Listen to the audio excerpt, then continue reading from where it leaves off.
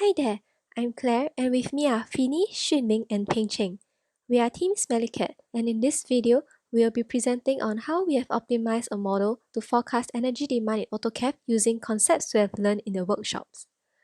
The main parts of our presentation include an analysis of the given dataset, exploring features to be used in the model, and ultimately developing an optimized model which generates desirable results.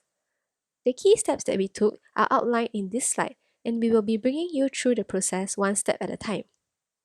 Here's an overview of our model. We are going to input the given energy demand data through a neural network consisting of 4 layers with successive shrinking to arrive at a final forecast. So the first thing we did was to generate some basic statistics of the dataset, which includes the mean, median, maximum, minimum, standard deviation, and range of the given data. We fixed the normalization code in prep.m using min-max scalar by subtracting the minimum value and dividing it by the range of the data. We also derived the persistence value that our forecast needs to beat. Next, we will dive into coming up with our network model. We started our experiment using a basic model with few features.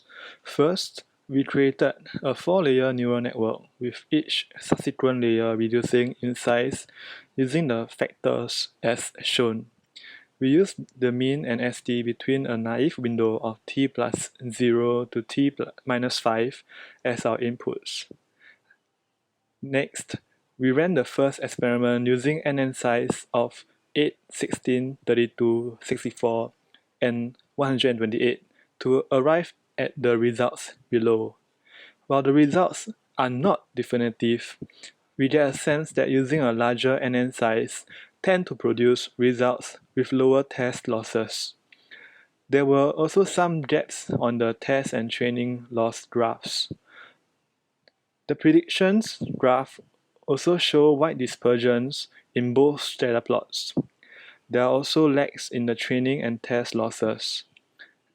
As such, this model cannot be generalized, and we have to find ways to optimize the model in order to obtain better results.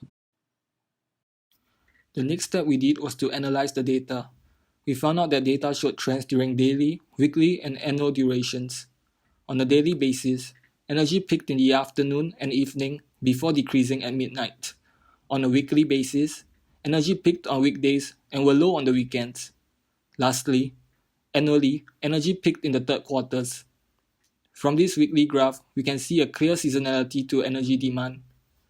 With this information, we decided to feature engineer using min, max, mean, skewness, and diff for these periods identified.